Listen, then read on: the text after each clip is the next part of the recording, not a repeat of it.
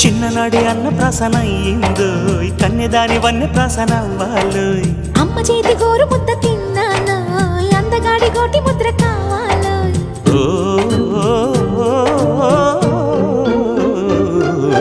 కాస్త నన్ను నువ్వు నిన్ను నేను కోరుకుంటే కోరుకున్న చోట నువ్వు నేను చేరుకుంటే చేరుకున్న చోట ఉన్న దీపం మారుతుంటే ఆరుతున్న వేళ కన్నెకాలు జారుతుంటే